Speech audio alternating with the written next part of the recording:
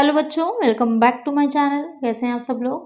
आप लोग का जो हरियाणा टेट का एग्ज़ाम होने वाला है, जिनमें जो बच्चे पीजीटी कॉमर्स से फॉर्म फिल किए हैं उन लोग की मैं प्रैक्टिस करवा रही थी, जिससे कि आपने वो जो भी पढ़ा है उसका रिवीजन अच्छे से हो जाए और जो क्वेश्चंस इंपॉर्टेंट हैं जो एग्ज़ाम में आ सकते हैं आप उनको प्रैक्टिस कर लीजिए।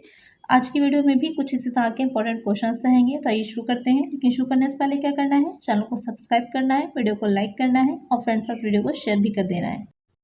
फर्स्ट क्वेश्चन है, कुल देनदार खाता बनाया जाता है। Total debtors account is prepared to find out the credit purchase, to find out the credit sale, to find out cash sale, none of the above. Question ने पूछ रहा है जो कुल देनदार खाता बनाया जाता है, टोटल डेटर अकाउंट बनाया जाता है, वो किस लिए बनाया जाता है कि उधार क्रय को ज्ञात करना या फिर उधार विक्रय को ज्ञात करना या फिर नगद विक्रय को ज्ञात करना या फिर उपयुक्त में से कोई नहीं। तो जो कुल देनदार खाता बनाया जाता है वो उधार विक्रय को ज्ञात करने के लिए बनाया जाता है, क्योंकि जो सेल होती है वो तो कैश अकाउंट में चली जाएगी, जो कैश सेल होगी वो कैश अकाउंट में चलेगी सीधे सीधे, और जो उधार है जिसका कि भी जो भी सेल करी इसका अमाउंट रिसीव नहीं हुआ है, जो क्रेडिट सेल है, तो उसके लिए जो बनाया जाता है देनदार खाता। तो करेक्ट आंसर क्या हो जाएगा हमारा, ऑप्शन बी। नेक्स्ट क्वेश्चन है, मशीन यंत्र वाली केंद्रीकृत नियंत्रण की सुविधा देती है। Machinery control system facilitate centralised control with decentralised activity both A and B, none of the above. तो जो मशीनरी नियंत्रण वाली होती है, आपने पढ़ा होगा कि केंद्रीकृत नियंत्रण भी होता है, विकेंद्रीकृत भी होता है, यानी कि जो है जितने अधिकार होते हैं, जितने भी राइट्स होते हैं, अथॉरिटीज़ होती हैं, एक ही व्यक्ति के हाथ में होना या फिर उसको अलग अलग बांट देना। तो अगर हम बड़ी संस्था है, बड़ी ऑर्गेनाइजेशन है, तो वहाँ पर बेहतर ये होता है कि हम जो अपनी जो भी अथॉरिटीज़ हैं, रिस्पॉन्सिबिलिटीज़ हैं, ड्यूटीज़ हैं, उनको बांट दें, जिससे कि कार्यों को आसानी से कराया जा सके। तो वहाँ पर जो मशीनरी नियंत्रण होता है तो किसमें ये सुविधा देती है, तो दोनों ही गतिविधियों में ये हेल्पफुल रहती है, चाहे वो डिसेंट्रलाइज्ड एक्टिविटी हो या फिर सेंट्रलाइज्ड एक्टिविटी हो। तो करेक्ट आंसर होगा हमारा option C, both A and B. Next question है, ट्रेजरी बिल की परिपक्वता अवधि है।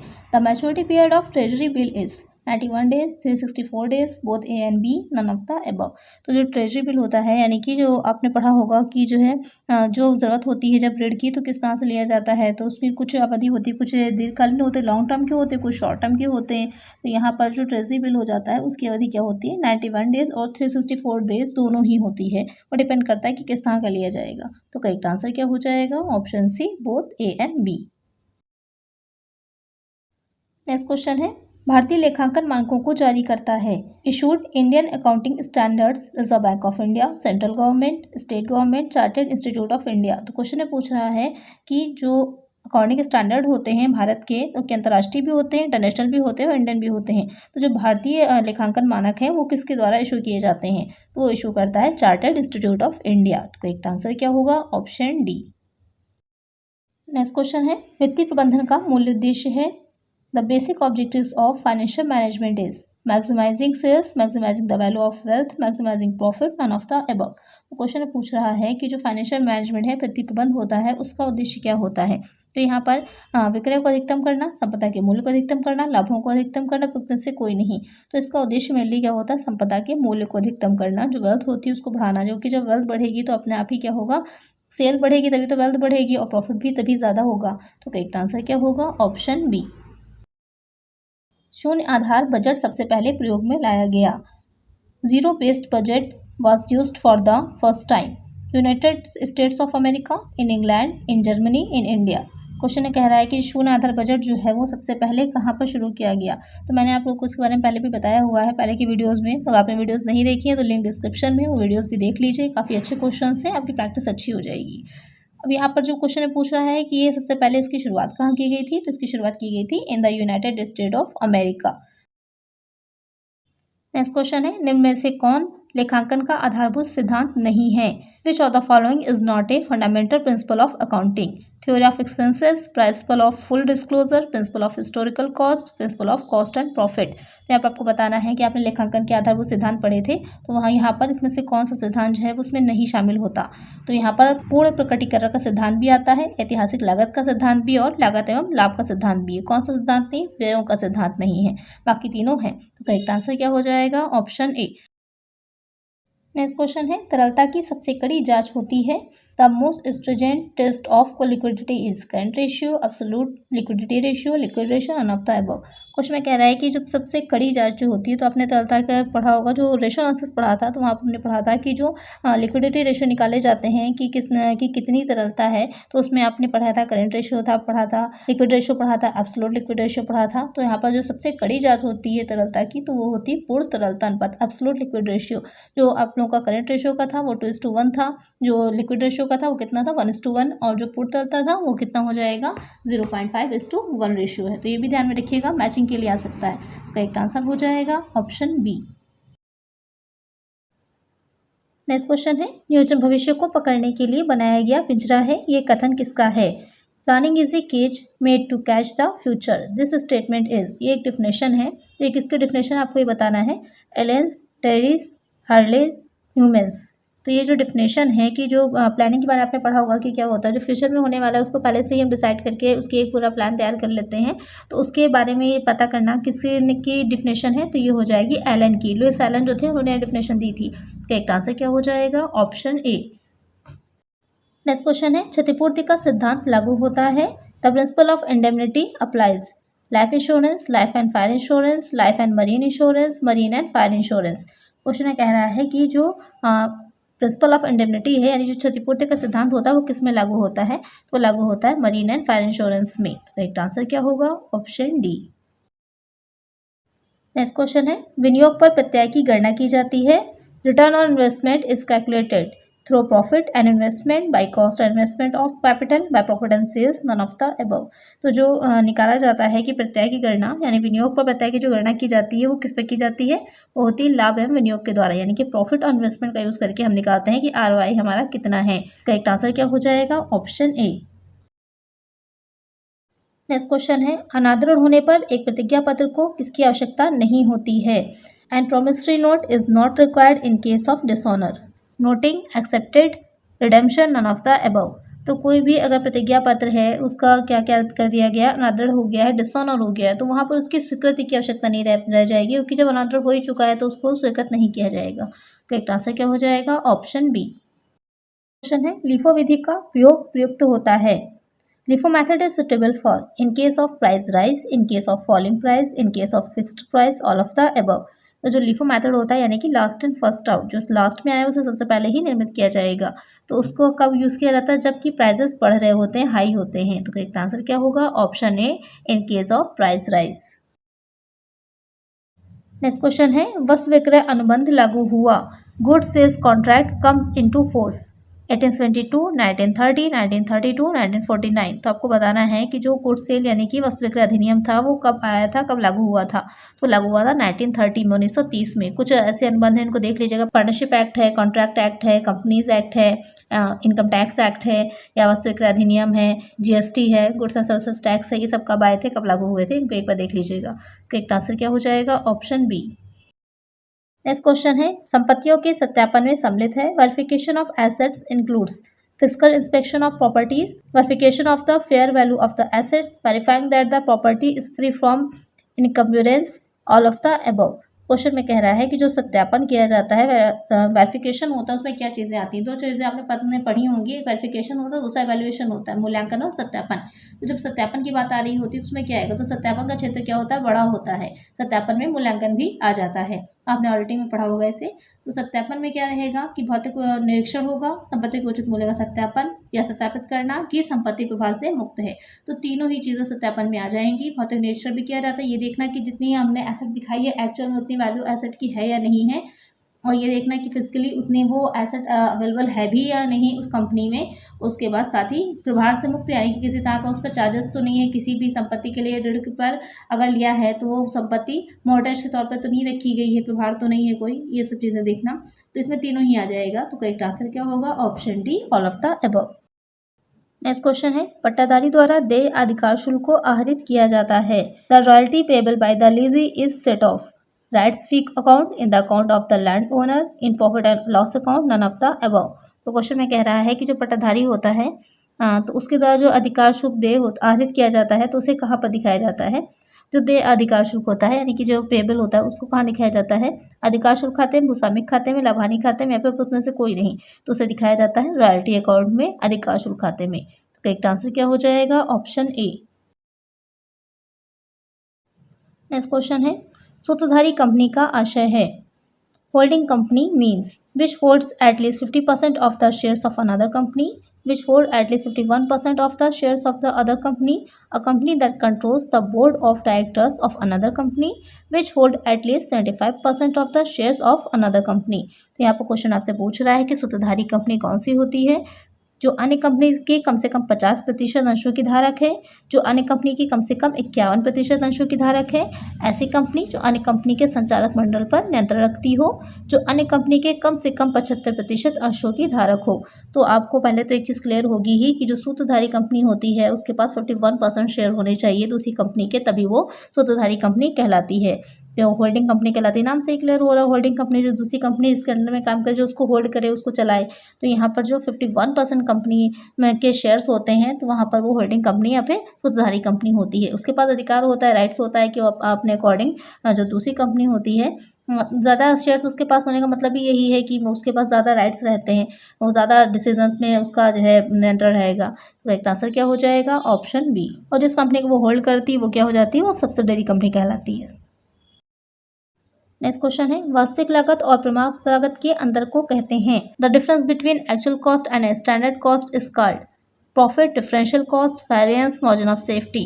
तो जो एक्चुअल कॉस्ट होती है यानी किसी भी वस्तु को, किसी प्रोडक्ट को बनाने में जो एक्चुअल में कॉस्ट आई है और जो हमने एक स्टैंडर्ड कॉस्ट मापी थी, मेजर करी थी या डिसाइड करी थी कि इतनी हो सकती है, उन दोनों के बीच का जो डिफरेंस होता है वो कहलाता है विचरण, वेरिएंस कहलाता है। तो करेक्ट आंसर क्या हो जाएगा? Option C. नेक्स्ट क्वेश्चन है, the institute of chartered accountants of India की स्थापना हुई। The institute of chartered accountants of India was established in, इसको शॉर्ट में ICAI भी बोलते हैं। तो हो सकता है आपको कंफ्यूज करने के लिए सिर्फ ICAI की फुल फॉर्म पूछ ले या फिर आपसे ये पूछ ले कब इस्टेब्लिश हुआ था, तो इसका मतलब यही हो जाएगा institute of chartered accountants of India. तो कब हुआ था? On 1 July 1949, on 1 April 1948, on 1 January 1950, on 1 अप्रैल 1932। तो कब हुआ था? 1 जुलाई 1949 को हुआ था इसकी स्थापना। तो करेक्ट आंसर क्या हो जाएगा? ऑप्शन ए।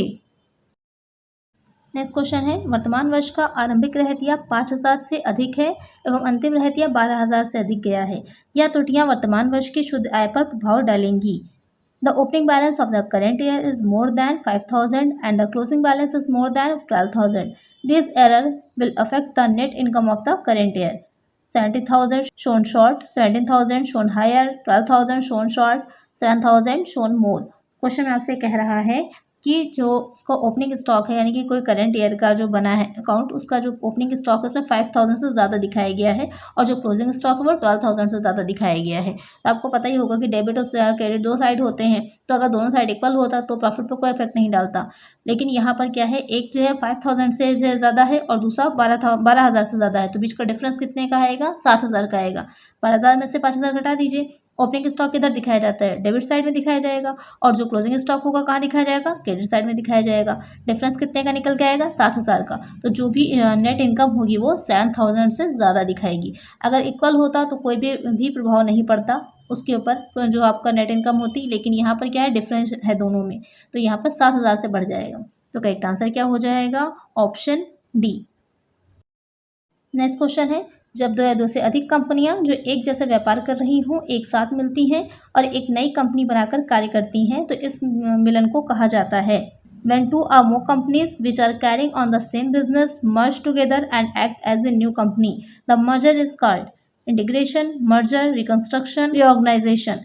क्वेश्चन में कह रहा है कि दो या अधिक कंपनियां हैं, दो से, और जो एक ही जैसा बिजनेस कर रही हैं, एक ही जैसा कार्य कर रही हैं और एक साथ वो मिलकर एक नई कंपनी को बनाती हैं, तो वो क्या कहलाएगा? एकीकरण, संविलयन, पुनर्निर्माण, पुनर्गठन। इन चारों चीज़ों को आपने पढ़ा होगा कहाँ पर? कॉर्पोरेट अकाउंटिंग में आपने इन चारों चीज़ों को पढ़ा होगा। दो एक जैसे व्यवसाय करने वाली कंपनियां कभी कभी क्या करती हैं, आपस में मिलकर के एक नई कंपनी बना लेती हैं, तो वो हो जाता है एकीकरण। यहाँ पर क्वेश्चन आपसे यही पूछा गया था कि एक जैसा व्यवसाय कर रही हैं, दो से अधिक कंपनी आपस में मिलकर कार्य कर रही हैं, एक नई कंपनी बना लेंगी, तो वो हो जाएगा एकीकरण। संविलयन में क्या होता है कि एक कंपनी दूसरी कंपनी में मिल जाती है। पुनर्निर्माण में क्या होता है, तो पुनर्निर्माण तो दो तरह का होता है, रिकंस्ट्रक्शन, एक्सटर्नल भी होता है और इंटरनल भी होता है। इंटरनल में तो कोई चेंज नहीं होता है, क्योंकि अंदर की ही जो भी चीज़ें होती हैं कभी कभी जो है एसेट ज़्यादा वैल्यू दिखा रही हैं, कम दिखा रही हैं, तो आंतरिक पुनर्निर्माण किया जाता है। और जो बाह्य पुनर्निर्माण होता है तो उसमें कुछ चीज़ों में चेंजेस आते हैं। तो यहाँ पर जो आपको क्वेश्चन पूछ रहा है उसमें हो जाएगा एकीकरण। तो करेक्ट आंसर क्या हो जाएगा? Option A. नेक्स्ट क्वेश्चन है, उत्तरदायित्व लेखांकन को किस अन्य नाम से संबोधित किया जाता है? Responsibility accounting is also known by what other name? Profitability accounting, functional accounting, both A and B, none of the above. Question ने पूछ रहा है कि जो उत्तरदायित्व लेखांकन होगा, रिस्पॉन्सिबिलिटी अकाउंटिंग होती है, कहाँ पढ़ी थी आपने? मैनेजमेंट अकाउंटिंग में पढ़ी थी। तो उसमें इसको और किस नाम से बुलाया जाएगा? तो लाभदायकता लेखांकन भी होता है और क्रियाशीलता लेखांकन भी होता है, दोनों ही नामों से पुकारा जाता है। तो करेक्ट आंसर क्या हो जाएगा? Option C, both A and B. Next question लेते हैं, निम्नलिखित में से कौन सा युग्म गलत है? यहाँ पर आपको ये बताना है कि जो भी जोड़े दे रखे हैं एक साथ, पेयर्स दे रखे हैं, उन पेयर्स में कौन सा पेयर करेक्ट नहीं है, इनकरेक्ट है। Which of the following pair is incorrect? Goodwill, intangible asset, oil, decaying asset, preliminary expenses, artificial asset, stock, liquid asset. तो यहाँ पर आपको बताना है कि कौन सा पेयर करेक्ट इनकरेक्ट है। तो गुडविल जो हो गया इंटैंगिबल एसेट है, अमूर्त संपत्ति, आपको पता ही है। आयल है, डिकेइंग एसेट है, ये भी सही है, यानी कि क्षयी संपत्ति, जैसे जैसे उसमें से तेल निकालते जाते हैं उसमें तेल कम होता जाएगा। प्रारंभिक व्यय है, कृत्रिम संपत्ति है, बिल्कुल सही है। और साथ में जो आपको दे रखा है स्टॉक, लिक्विड एसेट, ये गलत हो जाएगा। जब हम जो है करंट एसेट में से स्टॉक को लेस करते हैं तभी तो हमारा निकल के आती है ये लिक्विड एसेट। तो ये जो है ये आपका पेयर जो होगा वो गलत हो जाएगा। तो करेक्ट आंसर क्या हो जाएगा? Option D. पुस्तकालन का मुख्य कार्य क्या होता है? The primary functions of the book keeping is to. यहाँ आपसे क्वेश्चन ने पूछा है जो बुक कीपिंग होती है उसका प्राइमरी फंक्शन क्या होता है? Designing the system of recording the transaction, इन दोनों के अभिलेखन की प्रणाली तैयार करना। Assigning the responsibility to accountant, लेखाकार को जिम्मेदारी सौंपना। रिकॉर्डिंग ऑफ फाइनेंशियल डेटा, वित्तीय समूहों का अभिलेखन करना। या फिर क्लासिफाइंग द रिकॉर्डेड डाटा, अभिलेखित समूहों का वर्गीकरण करना। तो क्वेश्चन कह रहा है कि जो बुक कीपिंग होती है, पुस्तकालन होता है, उसका मेन काम क्या रहता है या मुख्य कार्य क्या होता है? तो पुस्तकालन का कार्य क्या हो जाता है? वैसे तो आपको पता ही है कि जो वित्तीय लेन देन होते हैं, फाइनेंशियल ट्रांजेक्शंस होते हैं, उनका लेखा रखना होता है। तो नियमानुसार क्रमबद्ध रूप से क्रोनोलॉजिकल ऑर्डर में हम उसका लेखा रखते हैं। तो यहाँ पर इसके कार्यों की अगर हम बात करते हैं तो सबसे पहले हो जाता है जो जर्नल होता है और जो उसकी सहायक बहियां या फिर जो उसकी जो और बुक्स तैयार की जाती हैं, जो अकाउंट्स तैयार किए जाते हैं, उनको बनाना। उसके बाद होता है जो लेजर होता है उसमें पोस्टिंग की जाती है, खतौनी की जाती है। उसके बाद जो खाते होते हैं उसका शेष निकाला जाता है, बैलेंस निकाला जाता है। तो यहाँ पर मुख्य कार्य क्या हो जाता है कि वित्तीय समूहों का अभिलेखन करना, रिकॉर्डिंग ऑफ फाइनेंशियल डाटा। एक आंसर हो जाएगा हमारा ऑप्शन सी। नेक्स्ट क्वेश्चन है, एक व्यापारी अपने लाभ का 20% भाग सामान्य संचय में अंतरित करता है, ऐसा वह किस अवधारणा के आधार पर करता है? A trader transfers 20% of his profit to general reserve on the basis of which concept he does so. इस क्वेश्चन में क्या रहता है कि जो आपको मैंने पढ़ाए थे अकाउंटिंग कॉन्सेप्ट, वो तो आपका बेस था कि क्या होते हैं, लेकिन जो क्वेश्चंस आपके आते हैं वो इस तरह से ही पूछेगा। जैसे यहाँ पर क्वेश्चन में आपसे पूछा है कि ट्रांसफर कर रहा है अपने प्रॉफिट का 20% जनरल रिजर्व में, तो ये कौन से कॉन्सेप्ट पर बेसिस कर रहा है? तो क्या कर रहा है? जनरल रिजर्व में ट्रांसफर करके प्रोविजन ही तो कर रहा है एक तरह से कि भविष्य में उसकी अगर कोई लायबिलिटी आ जाती है, कोई हानि हो रही है, लॉसेस हो रहे हैं, तो उसके पास ऑलरेडी जनरल रिजर्व में कुछ अमाउंट होगा कि वो आसानी से उससे कवर कर सकता है। तो कौन सी अवधारणा है? कॉन्सेप्ट ऑफ कन्वर्टिज्म, रूढ़िवादिता की अवधारणा। कॉन्सेप्ट ऑफ यूनिफॉर्मिटी, एकरूपता की अवधारणा। रियलाइजेशन कॉन्सेप्ट, वसूली की अवधारणा। या फिर मनी मेजरमेंट कॉन्सेप्ट, मुद्रा मापन की अवधारणा। वर्तमान के लाभों से ज्यादा हम ये देखें कि जो भविष्य में हमारी हानियां होने वाली हैं उसका हमें प्रावधान करना चाहिए, उसका हमें प्रोविजन करना चाहिए। तो ये कौन सी धारणा थी? ये आपका था कॉन्सेप्ट ऑफ कन्वर्टिज्म, रूढ़िवादिता की अवधारणा थी। तो यहाँ पर करेक्ट आंसर क्या हो जाएगा हमारा? Option A.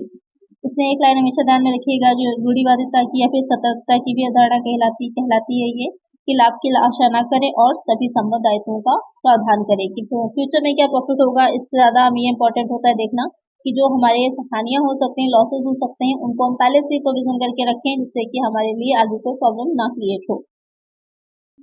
नेक्स्ट क्वेश्चन है, transactions recorded on the basis of dual aspect concept is called. द्विपक्षीय अवधारणा पर आधारित व्यवहारों के लेखा करने की प्रणाली कहलाती है।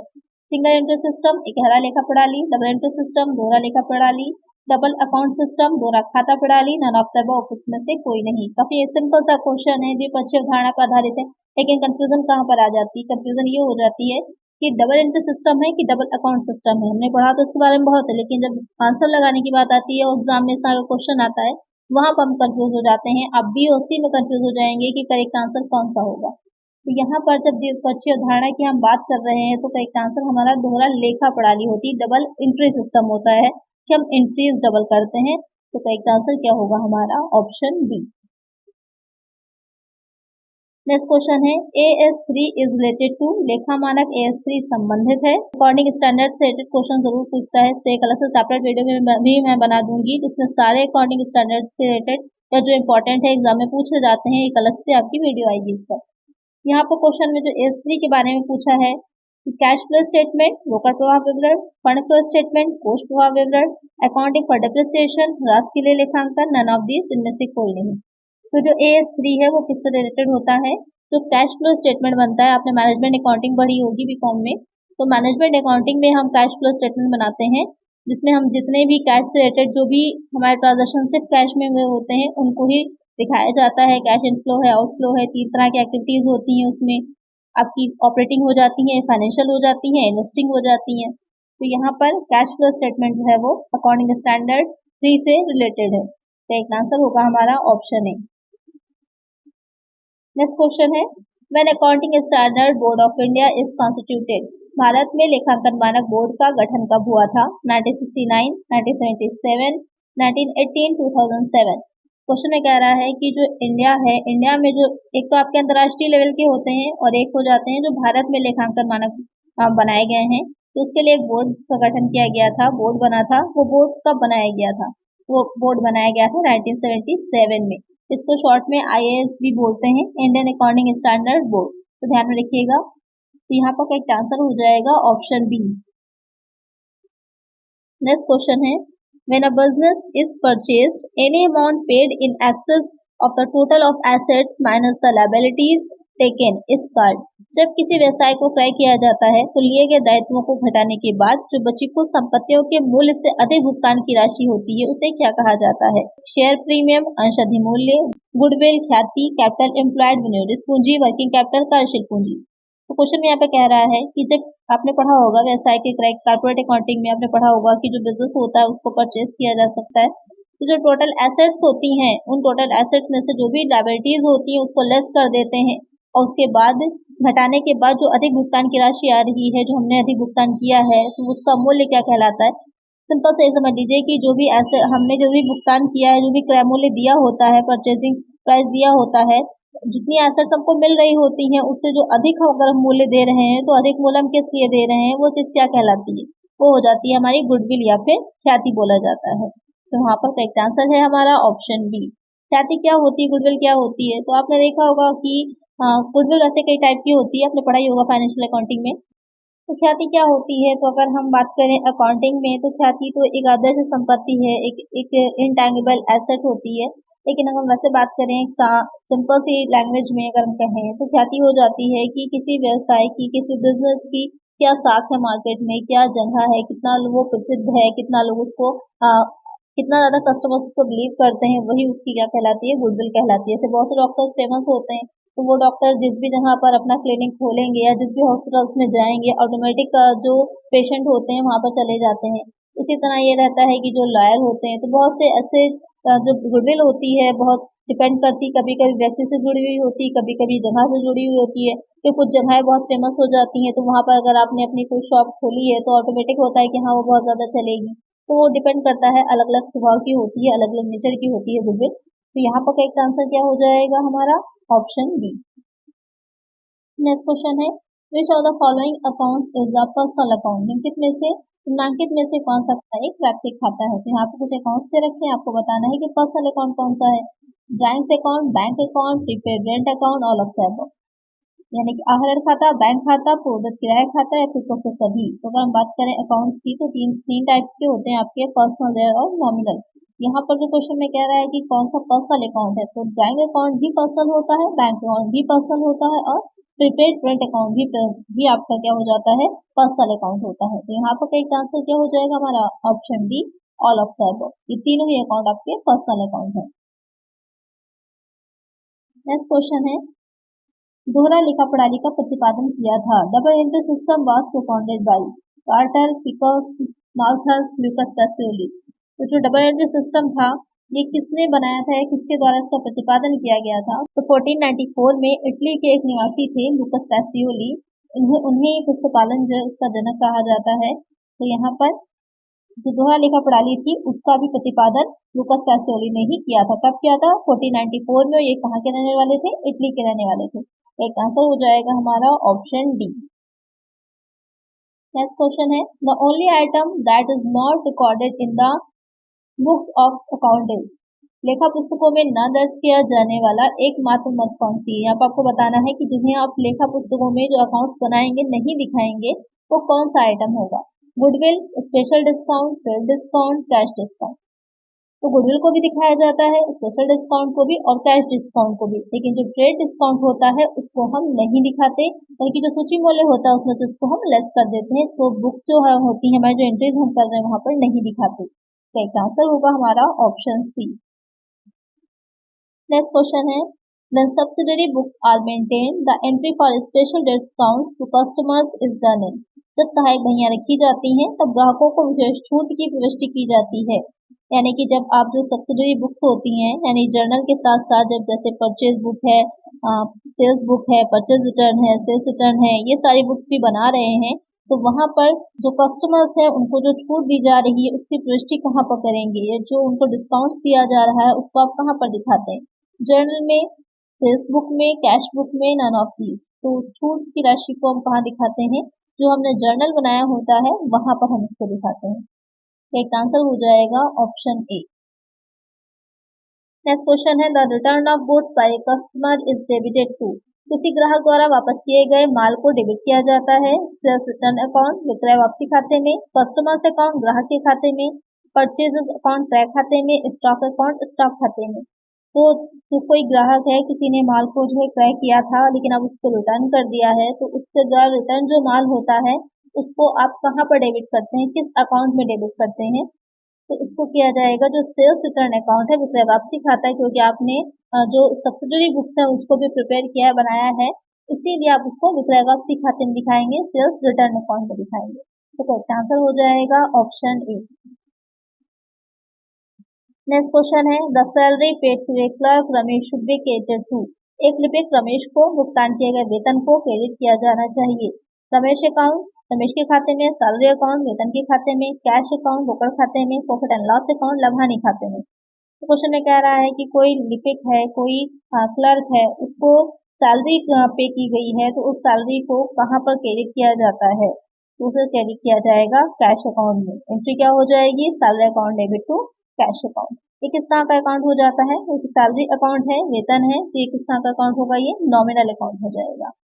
तीन तरह के आपके होते हैं अकाउंटिंग, तीन तरह के आपके अकाउंट्स होते हैं, तो मैंने आप लोग को बता ही दिया था। इसके क्या रूल्स होते हैं, कैसे इसको एंट्री की जाती है इसमें? तो बहुत सिंपल सा रहता है। आप जैसे कि स्क्रीन पे देख रहे होंगे कि तीन तरह के, एक रियल है, पर्सनल और नॉमिनल, तीन तरह के अकाउंट्स हो गए आपके। जो रियल अकाउंट है उसमें आपका किस तरह से रहेगा? डेबिट क्या करते हैं? What comes in. Real account में वो चीजें आती अकाउंट में वो चीजें आती हैं जो आपका वास्तविक खाता है। इसमें दो तरह का रहते हैं, टैंगिबल रियल अकाउंट होते हैं, दूसरे आपके इनटैंगिबल हो जाते हैं।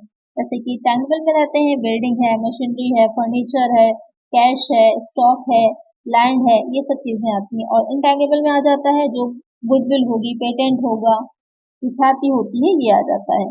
यहाँ पर आपका जो इसमें एंट्री करने का रूल रहता है, क्या रहता है? व्हाट कम्स इन, जो भी एसेट आती है वो डेबिट हो जाती है और जो कुछ भी जा रहा होगा वो क्रेडिट हो जाएगा। पर्सनल अकाउंट क्या होता है? पर्सनल अकाउंट आपका व्यक्तिगत खाता होता है। इसमें किस तरह के खाते आते हैं? इसमें आपके आ जाते हैं तीन तरह के अकाउंट होते हैं। पहला हो जाता है जो स्वाभाविक खाता हो जाता है, जैसे कि सुशील का खाता, राम का खाता, किसी भी नाम से दे रखा होगा वो अकाउंट आ जाएगा। दूसरा हो जाता है जो आपके कृत्रिम व्यक्तियों या व्यक्तियों के समूह के होते हैं, जैसे कि कंपनी का अकाउंट है, किसी इंश्योरेंस कंपनी का अकाउंट है, किसी बैंक का है, किसी कॉलेज का है, किसी फर्म का, क्लब का, ये सारे अकाउंट्स आ जाते हैं। इसमें आपके थर्ड वाला में क्या रहेगा? प्रतिनिधित्व करने वाले, यानी तो रिप्रेजेंटेटिव अकाउंट्स में क्या रहता है? जितने भी आपकी वेजेस हैं, तो आपका रेंट अकाउंट है, इंटरेस्ट अकाउंट है या फिर डिस्काउंट अकाउंट है, जब आप उसमें प्रीपेड या आउटस्टैंडिंग ऐड कर देते हैं, पूर्वदत्त था या फिर अदत्त आपका ऐड हो जाता है, तो वही अकाउंट आपका क्या बन जाता है, पर्सनल अकाउंट बन जाता है। वैसे तो वो अकाउंट नॉमिनल अकाउंट होता है, लेकिन अगर आप उसने प्रीपेड या फिर नॉमिनल अकाउंट ऐड, प्रीपेड या फिर आउटस्टैंडिंग ऐड कर दिया कि वो पूर्वदत्त है या फिर आउटस्टैंडिंग है, अदत्त है, तो वो आपका क्या हो जाता है, पर्सनल अकाउंट बन जाता है। ये 3 तरह के रहते हैं पर्सनल अकाउंट। इसका क्या रहता है रूल, किस तरह से इसमें एंट्री की जाती है, तो जो कुछ भी रिसीव होता है, जो कुछ भी आता है, वो सब आपका डेबिट हो जाता है, और जो कुछ भी जाएगा वो हो जाता है क्रेडिट। फिर आ जाता है नॉमिनल अकाउंट। नॉमिनल अकाउंट में आपके सारे एक्सपेंसेस लॉसेस आ जाते हैं, और इनकम और गेन्स जो भी आप एक्सपेंस करेंगे, जैसे कि अभी मैंने आपको बताया था, मजदूरी है या फिर जो किराया है, ब्याज है, कोई दावा है, कोई कमीशन है, कोई चंदा है, इस तरह की जो चीजें होती हैं, ये सब आप किया जाती है नॉमिनल अकाउंट में। इसमें किस तरह से एंट्री की जाती है, डेबिट कर देते हैं हम सारे एक्सपेंसेस और लॉसेस को, और क्रेडिट में क्या जाता है, जो भी हमारी इनकम होगी और जो हमारी गेन्स होंगी, जो लाभ हुआ है या फिर जो आय हुई है, वो सब हमारी क्रेडिट हो जाती है। ये गोल्डन रूल्स होते हैं अकाउंटिंग के, तो बहुत शॉर्ट में मैंने आपको दे दिया है, याद कर लीजिएगा। ऐसे एडेड क्वेश्चन आता है तो पहले ये समझ लीजिए कि वो आपको कौन से अकाउंट में जा रहा है, उसी के अकॉर्डिंग आपकी एंट्री हो जाएगी। जैसे कि यहाँ पर क्वेश्चन में आपके था कि जो वेतन उसको दिया गया था, यानी कि सैलरी का पे किया गया था, तो सैलरी कौन से अकाउंट थी, वो नॉमिनल अकाउंट हो गई, तो वहां पर आपका क्या क्रेडिट किया जाएगा, क्रेडिट आपका हो जाएगा कैश। तो करेक्ट आंसर हो जाएगा हमारा ऑप्शन सी, एंट्री क्या होगी, salary account debit to cash account. Next question है, a journal entry in which two or more accounts are debited credited is known as, एक जर्नल प्रविष्टि जिसमें दो या दो से अधिक खाते डेबिट क्रेडिट किए जाते हैं वो कहलाती है double entry, multi entry, additional entry, compound entry. यानी कि जब आप एक ही एंट्री कर रहे हैं, उसमें दो या दो से अधिक आपके जो अकाउंट्स हैं उसको आप डेबिट या क्रेडिट कर रहे हैं, तो एंट्री क्या होगी, वो हो जाती है हमारी कंपाउंड एंट्री या फिर संयुक्त प्रविष्टि। या अब इसमें अगर एक अकाउंट डेबिट है, दो तीन अकाउंट क्रेडिट हो जाएंगे, या फिर आपके डेबिट में तीन चार अकाउंट्स होंगे और क्रेडिट में एक ही अकाउंट हो जाएगा। तो यहाँ पर एक आंसर हो जाएगा हमारा ऑप्शन डी। नेक्स्ट क्वेश्चन है, transferring entries from journal to ledger account is commonly known as, रोजना बचत से खातों में स्थानांतरण को सामान्यतः कहा जाता है। यानी कि जब आपने जो जर्नल बनाया है उससे जब आप लेजर में एंट्रीज को ट्रांसफर करते हैं तो उसको क्या कहा जाता है, रिकॉर्डिंग, ट्रांसफरिंग, पोस्टिंग, एंटरिंग। तो इसको क्या कहा जाता है, एंटरिंग तो हो जाती है जो आप जर्नल में जब लिख रहे होते हैं, पोस्टिंग कहा जाता है जब आप जर्नल से लेजर में ट्रांसफर कर रहे होते हैं, उसे खतौनी हिंदी में कहते हैं, और पोस्टिंग कहलाता है। तो करेक्ट आंसर हो जाएगा हमारा ऑप्शन सी। नेक्स्ट क्वेश्चन है, journal is a book of, journal एक पुस्तक है। फर्स्ट एंट्री पहली प्रविष्टि की, ओरिजिनल एंट्री मूल प्रविष्टि की, डेट वाइज एंट्री तिथिवार प्रविष्टि की, ऑल ऑफ द अबव उपयुक्त सभी की। तो जर्नल किस तरह की बुक है, फर्स्ट एंट्री की भी है, करेक्ट है, सबसे पहले हम जर्नल में ही एंट्री करते हैं, ओरिजिनल एंट्री मूल प्रविष्टि भी जर्नल में होती है, डेट वाइज भी हम इसमें जर्नल में ही एंट्री करते हैं। तो तीनों ही ऑप्शन आपके करेक्ट हो जाएंगे, तो करेक्ट आंसर होगा हमारा option D, all of the above. Next question है, खातों का संबंध आय, व्यय, लाभ और हानि से है उसे कहते हैं, accounts related to income, expenses, profit and losses is called dash, real account, nominal account, personal account, none of these. तो क्वेश्चन में आपसे कह रहा है कि वो खाते जिनमें आय, व्यय या लाभ और हानि से रिलेटेड आपके एंट्रीज की जाती हैं या अकाउंट्स बनाए जाते हैं, वो क्या कहलाते हैं। तो आप लोग मुझे इसका आंसर कमेंट करिएगा कि इसका करेक्ट आंसर क्या है, ये किस तरह का अकाउंट होता है। आज की वीडियो में इतना ही। आई होप आपको वीडियो अच्छी लगी होगी, क्वेश्चंस अच्छे लगे होंगे, अकाउंटिंग के रूल्स आपको अच्छे समझ में आ गए होंगे। मिलते हैं नेक्स्ट वीडियो में कुछ और नए क्वेश्चंस के साथ। अगर वीडियो अच्छी लगी है तो लाइक कर दीजिएगा, चैनल पर नए तो सब्सक्राइब कर लीजिएगा और फ्रेंड्स साथ वीडियो को शेयर कर दीजिएगा। मिलते हैं नेक्स्ट वीडियो में। Thank you.